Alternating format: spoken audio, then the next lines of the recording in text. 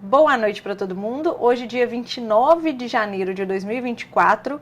Para quem assistiu a preparação da semana de ontem, já entendeu as movimentações do mercado, principalmente agora no finalzinho da tarde, mas vamos falar de mercados aqui, né, minha gente?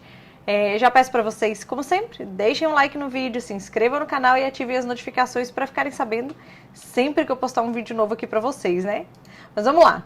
Bom, começando, como sempre, pelas bolsas da Ásia, as bolsas por lá fecharam mistas, tá? A gente não teve nenhum drive específico acontecendo por lá. Vale lembrar que essa semana a gente tem muita coisa para acompanhar nos mercados, né? Decisão de política monetária nos Estados Unidos, tem no Reino Unido, tem indicadores de atividade na China, tá? Então, assim, as movimentações sem direcionamento único na Ásia refletem parte dessa falta de um drive maior para poder direcionar as bolsas por lá, ok? Bom, em se tratando da China especificamente, nós tivemos uma notícia de que o Tribunal de Hong Kong, ele decretou a liquidação da Evergrande. Eu não sei se vocês se lembram, mas eu acho que no ano de 2021, a Evergrande, que é uma das maiores incorporadoras da China, era pelo menos uma das maiores incorporadoras da China, ela não paga a dívida, principalmente porque é uma empresa que tinha muitos credores estrangeiros, tá? E aí ela dá default nas suas dívidas e isso acende um alerta em relação a uma possível crise imobiliária na China, setor este que foi o grande impulsionador aí do crescimento chinês nos últimos, 5, 10 anos. Né? Então, o fato de a Evergrande não conseguir pagar suas dívidas lá atrás trouxe uma preocupação muito grande para o setor inteiro, considerando o tamanho da Evergrande. Pois bem, de lá para cá, os investidores, os credores, aí, todos os envolvidos, as partes envolvidas com esse default, né, da Evergrande, eles estão num processo de reunião para tentar reestruturar a empresa e chegarem num acordo de reestruturação. Acontece que já estamos no 7º acordo, numa 7ª tentativa de acordo e nada acontece. E aí, nesse fim de semana, com mais uma tentativa de reestruturação da empresa fracassada, o Tribunal de Hong Kong resolveu por liquidar a empresa. Então, ele decretou que a Evergrande fosse liquidada, tá? E isto ainda não fez preço nos ativos. A ação da Evergrande caiu consideravelmente, mas ela já virou uma penny stock lá, né? Depois dessa crise lá de 2021 para cá, tá? Mas de qualquer forma, existe um ponto de atenção aqui que os investidores vão acompanhar de perto, porque assim, o fato disso acontecer agora não é necessariamente uma novidade para o mercado, ok? O que o mercado vai acompanhar? O que o governo chinês fará com essa decisão do Tribunal de Hong Kong, tá? Este é o ponto, porque o governo chinês vai cumprir com uma decisão do Tribunal de Hong Kong ou não?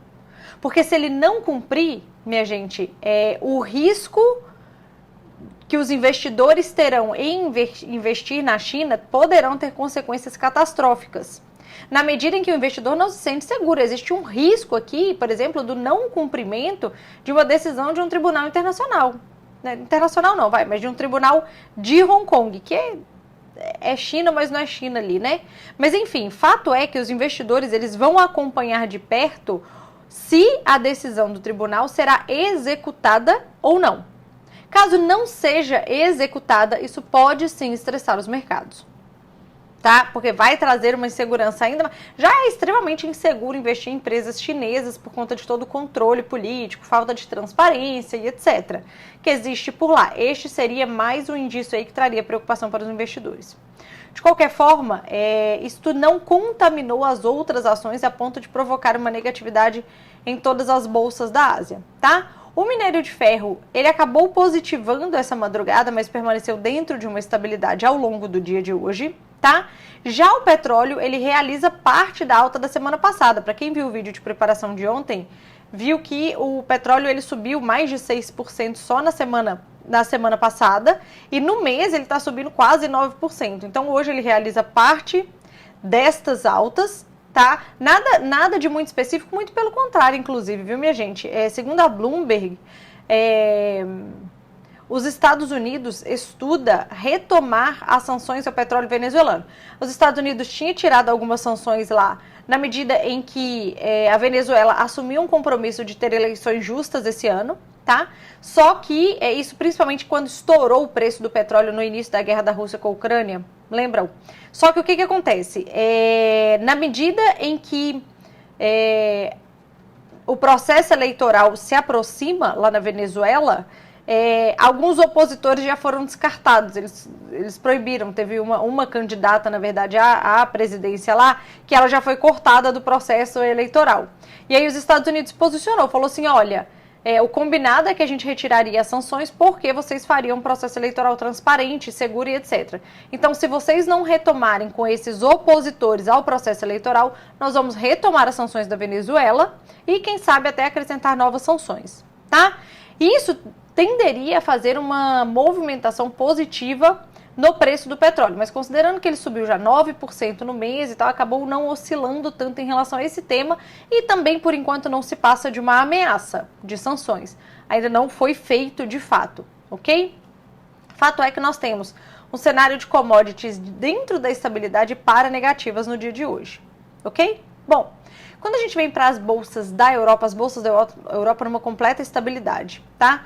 Até o período em que elas estavam abertas, que era ali até mais ou menos na hora do nosso almoço, nenhum drive muito específico tinha acontecido por lá, os mercados estavam numa calmaria total, tá? E aí quando as bolsas fecharam e agora à tarde tivemos o drive específico lá dos Estados Unidos, isso não se refletiu nas bolsas da Europa, provavelmente vai se refletir na abertura delas novamente na próxima janela. Ok? Mas não tivemos nada demais de muito específico acontecendo por lá. Bom, vamos falar um pouquinho dos Estados Unidos aqui. Bom, agora no finalzinho, eu marquei certo aqui, marquei, né? Agora no finalzinho da tarde, o Departamento do Tesouro dos Estados Unidos soltou a prévia das expectativas de refinanciamento da dívida americana. Eu tinha comentado com vocês que isso seria divulgado hoje. Eu tinha comentado com vocês que da última vez que esse relatório foi divulgado, fez preço no mercado e hoje não foi diferente, tá? Bom, o Tesouro Americano, ele anunciou que ele vai emitir nesse primeiro trimestre 760 bilhões de dólares no mercado de dívidas, tá? E esse número, ele ficou 55 bi de dólares abaixo da estimativa que havia sido feita em outubro. Tá? Então, menos dívida será emitida. O Tesouro alegou que eles estão com caixa maior do que o que eles haviam projetado para esse momento, para esse início de ano. Eles estão com caixa maior e também o fluxo fiscal também está maior do que o que eles haviam planejado, então não vai ser necessário emitir tanta dívida assim. Isso para o primeiro trimestre. Para o segundo trimestre, aí o Tesouro Americano, ele projetou aí uma emissão de dívida ainda muito menor do que o mercado estava esperando, tá? Considerando que o fiscal dos Estados Unidos entrou no radar dos investidores de meados do ano passado para cá, principalmente com o aumento exponencial aí dos gastos do atual governo americano, essa notícia ela é muito bem-vinda, tá? Porque traz um pouco de alívio ao fiscal dos Estados Unidos. Tá? E isso, quando essa notícia foi divulgada, primeiro as Treasuries refletiram consideravelmente, então assim, elas estavam levemente negativas, mas nada demais, e aí com a notícia elas pesaram muito mais. Na medida em que os juros dos Estados Unidos caem, as bolsas americanas passam a ficar bem positivas, tá? O dólar no mundo, que estava mais positivo, aí num posicionamento de cautela para tudo que está por vir ao longo da semana, acaba devolvendo parte da alta e volta para a estabilidade, que é o caso do DXY aqui, tá? O dólar nos emergentes na mesma situação, inclusive o dólar aqui no Brasil, que estava bem mais forte, o dólar no México, que estava bem mais forte, ele acaba devolvendo parte da alta depois desse relatório que foi divulgado nos Estados Unidos. Vale lembrar que na quarta-feira, eu falei com vocês isso no vídeo de ontem, na quarta-feira vai ser divulgado as regras de refinanciamento da dívida, então os prazos, os lotes e etc. Então esse relatório de quarta-feira também tende a trazer volatilidade para o mercado de juros, que obviamente impacta no mercado de dólar e de bolsa, a depender do tamanho da movimentação. ok? Essa movimentação aconteceu no período da tarde, então fez com que as bolsas americanas que estavam dentro de uma certa estabilidade ficassem mais positivas e acabou fazendo com que o nosso Ibov recuperasse parte das perdas, tá? Ele estava caindo bem mais antes dessa notícia lá e aí alivia um pouco a pressão de negatividade aqui no Brasil, tá? Bom, vindo aqui agora para o Brasil, o que nós tivemos de notícia foi os resultados fiscais do governo do ano passado, do ano de 2023. E teve uma repercussão muito negativa, porque o déficit ficou em 230 bi. Esse seria o segundo maior déficit da história, desde quando esses valores são computados, que é desde 1997. Então, e vale lembrar... O mercado trouxe isso à tona, de que no início do ano passado, o ministro da Fazenda, Fernando Haddad, ele tinha uma expectativa que 2023 poderia fechar com um superávit de 11 bi. Então, assim, a margem de erro acabou sendo muito grande, né? Porque, na verdade, fechou com um déficit de 230 bi. E isso representa pouco mais de 2% do PIB. Isso é muita coisa, gente, muita coisa. E quando você destrincha o dado, você percebe que o maior aumento, se comparado ano a ano, é principalmente em relação ao aumento de despesas do governo. Dentro desse número do déficit, tem uma parcela ali que é referente à antecipação do pagamento de precatórios, tá? Que é um ponto. Mas expurgando este ponto, se você analisa os dados, você percebe que os gastos do governo, eles subiram substancialmente. Isto num ano em que a arrecadação federal bateu o recorde de 3 trilhões. Tá? Então, mesmo o governo arrecadando em números recordes, ainda assim ele não conseguiu fechar suas contas. Resultado de despesas extremamente altas feitas pelo governo. E, por enquanto, nada se fala de corte de gastos, é apenas aumento de impostos. Então, isso traz e põe no radar dos investidores aí, de fato, o risco fiscal que 2024 corre aqui no Brasil. Tá? Acabou que, deixa eu até ver aqui, no panorama tem. A gente pode ver aqui, por exemplo... Dá para ver aqui, né? Que os juros brasileiros acabaram permanecendo no campo negativo por conta dessas preocupações em relação ao fiscal, mesmo com os juros dos Estados Unidos bem pesados agora no finalzinho da tarde, tá? Bom, os juros mais pesados os juros mais pesados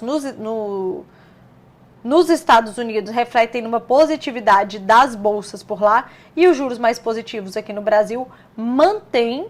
Fora a questão das commodities que estão de estáveis para negativas, mantém o nosso Ibov no campo negativo, mas ele recuperou parte da perda e principalmente com essa notícia dos Estados Unidos. Ok, minha gente? Bom, agora no final da tarde vai sair o relatório operacional da Vale, tá? Vamos acompanhar, porque isso tende a fazer preço na Vale amanhã e obviamente no Ibov, né? E para a semana, minha gente, a gente tem muito drive para acontecer, muito drive para acontecer. E eu vejo vocês no vídeo de amanhã e não se esqueçam de deixar o like. Beijo!